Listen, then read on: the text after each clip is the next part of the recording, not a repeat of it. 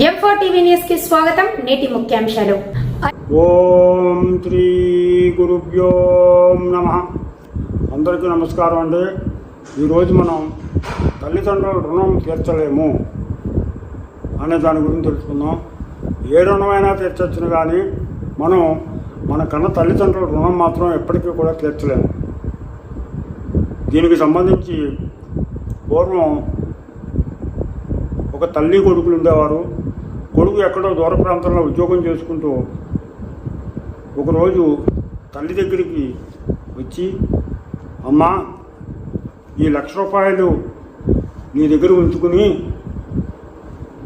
నా రుణం తీర్చు అని చెప్పేసి ఆ తల్లికి 1,00,000 రూపాయలు ఇవ్వబోయేటప్పటికి ఆ తల్లి, నాయనా, ఈ డబ్బుతోటి నేనేం చేసుకుంటాను, నాకు వృద్ధాప్యం వచ్చేసింది, శుభ్రంగా తింటున్నాను వండుకుని, ఇంక నాకు డబ్బుతో పనే ఉంది, ఒక్క పని చెయ్యి, నువ్వు నీ రుణం తీర్చుకోవాలి అని డబ్బుతోటి నాకు డబ్బు ఇవ్వబోయో,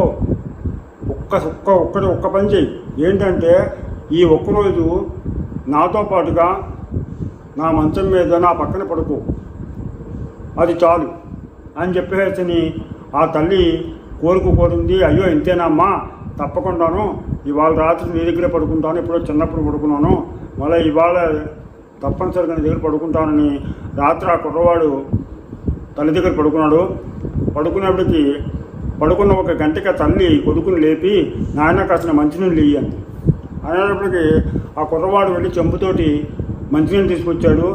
ఆవిడ సగం తాగి సగం నీళ్లు ఆ పక్క మీద పారిపోసేటప్పటికి కుర్రవాడు, అయ్యో అయితేంటమ్మా, పక్కంతా తడిపేసావు అని చెప్పేసి లేచి నిద్రలోంచి ఆ పక్క మళ్ళా దులిపి వేరే దుప్పటి వేసి మళ్ళా పడుకున్నాడు. మళ్ళా పడుకున్న గంటకి మళ్ళా లేపి ఆయన దాహం వేస్తుంది, కాసిన మంచినీళ్ళు పట్టురా. మళ్ళా వెళ్ళి మళ్ళా ఇంకో చెంపుతో నీళ్ళు తెచ్చాడు. మళ్ళా ఆవిడ తాగి మళ్ళా కొన్ని నీళ్లు కింద వంపేసింది. దాంతో మళ్ళా పక్క తడిసిపోవడంతో చలి బాగా వచ్చేసి, ఇదేంటమ్మా, ఇందాక చెప్పాను కదా పక్కంతా తడిపేస్తున్నావు ఏంటి అని చెప్పేసి ఆ కుర్రవాడి తల్లిని విసుగ్గా అడిగేటప్పటికి ఆ తల్లి, అయ్యో నాయన, కనపడలేదు, దాంతో కింద విరిగిపోయాయి అని చెప్పేటప్పటికి సర్లే అని చెప్పేసి ఆ కుర్రవాడు పడుకున్నాడు. పడుకున్న తర్వాత మళ్ళా 3వసారి లేపింది. అప్పటికే చాలా కాలాతీతం అయిపోయింది. రాత్రి 2:30, 3 అయిపోతుంది. రాత్రి అంతా ఇలా లేపుతూనే ఉన్నాం. ఏంటి అంటే మంచినీళ్ళు కావాలంటే మళ్ళీ మంచినీళ్ళు తెచ్చిస్తే ఈసారి కూడా అలా తడిపేసేపటికి కుర్రవాడు కోపం పట్టలేక, ఏంటమ్మా అస్తమానం ఇలా పక్క తడిపేస్తున్నాం, నేను నిద్రపోవాలి అక్కర్లేదా, రాత్రి తెల్లవారులు నన్ను మెరుగుగా ఉండేట్టుగా చేసావు, రాత్రి అంతా నిద్ర లేకపోతే ఎలాగా అని చెప్పేసి తల్లిని విసుక్కున్నాడు.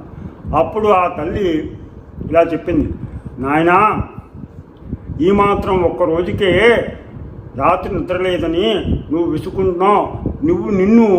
నేను 9 నెలలు నా కడుపులో పెట్టి పెంచాను. కడుపు లోపల నీ యొక్క మలమూత్రాదులన్నింటినీ విడిచిపెట్టావు. దాన్ని నేను అసహించుకోలేదు.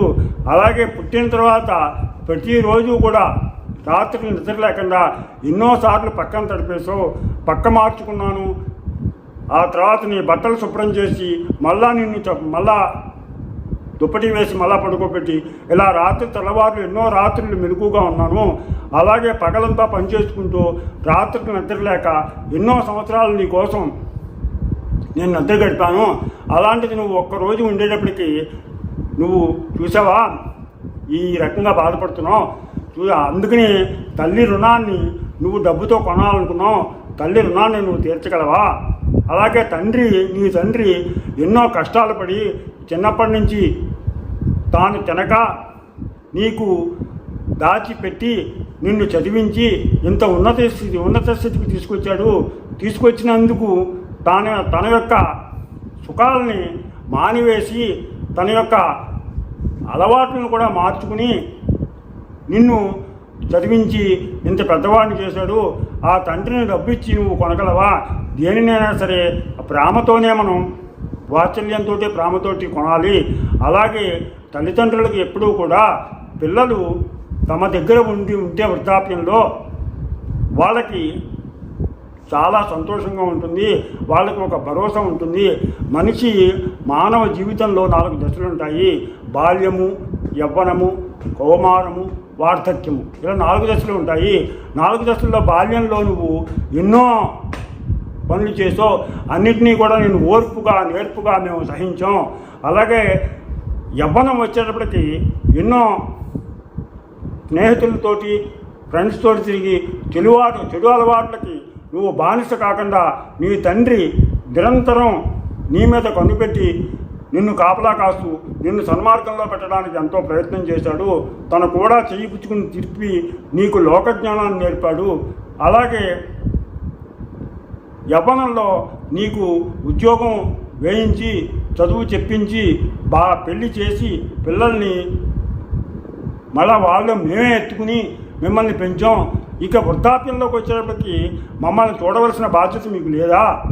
మేము బాల్యంలో పిల్లలు ఎలా అయితే తెలియక చేస్తారో అలాగే వృద్ధాప్యంలో కూడా తల్లిదండ్రులు చిన్నపిల్లల్లాగే ప్రవర్తిస్తారు. వాళ్ళు చేసేటువంటి పనులన్నీ కూడా బాల్యంలో పిల్లలు చేసేటువంటి పనులే పెద్దవాళ్ళు చేస్తారు.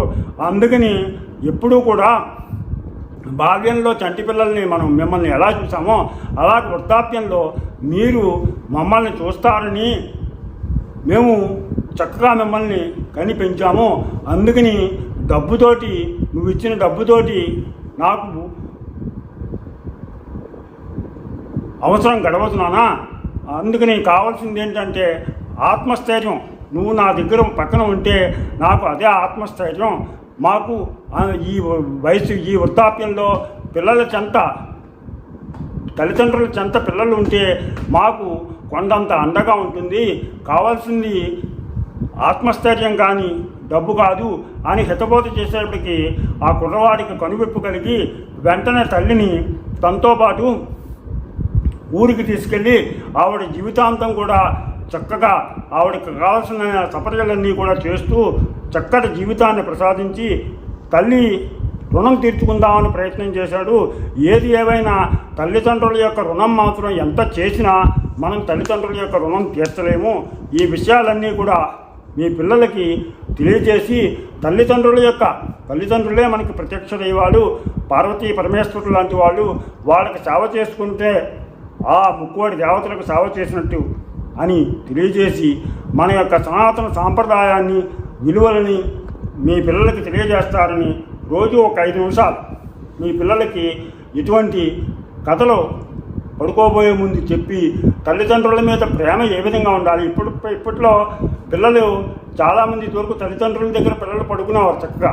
అప్పుడు రాత్రికప్పుడు ఆ పిల్లలకి ఇలాంటి మంచి విషయాలు ఒక 5 నిమిషాలు చెప్తూ ఉండేవారు, తల్లిదండ్రులు చెప్తూ ఉండేవారు. లేదంటే నాయనమ్మలు ముసలి వాళ్ళు ఉంటే కనుక వాళ్ళు కూర్చోబెట్టి వాళ్ళు పక్కన పడుకోబెట్టుకుని వాళ్ళ కథలన్నీ వినిపించేవారు. ఆ కథలు వింటూ నిద్రపోయేవారు.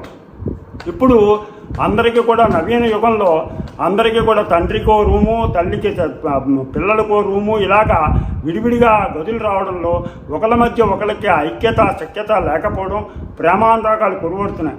అందుకని మన పిల్లలకి అలా కాకుండా మన యొక్క సాంప్రదాయాన్ని, మన విలువలని, తల్లిదండ్రులను ఏ విధంగా చూడాలి, తల్లిదండ్రుల బాల్యంలో పిల్లల్ని ఎలా చూస్తామో వృద్ధాప్యంలో తల్లిదండ్రులను అలా చూడాలి. మన తల్లిదండ్రులను మనం చూస్తే రేపొద్దున మన పిల్లలు మన్ని చూస్తారు అనేటువంటి ఆలోచన కలిగి మీరు మీ తల్లిదండ్రులని చక్కగా చూస్తారని ఆశిస్తూ ఇది మీకు మీ పిల్లలకి చక్కగా తెలియజేస్తారని, వాళ్ళలో మనం ఏది చెప్తే అది వాళ్ళకి తెలుస్తుంది, అందుకని తెలియజేస్తారని ఆశిస్తూ మీకు నా ఛానల్ నచ్చినట్లయితే సబ్స్క్రైబ్ చేస్తారని ఆశిస్తూ రాపాక వెంకట ప్రభాకర్ బాబు.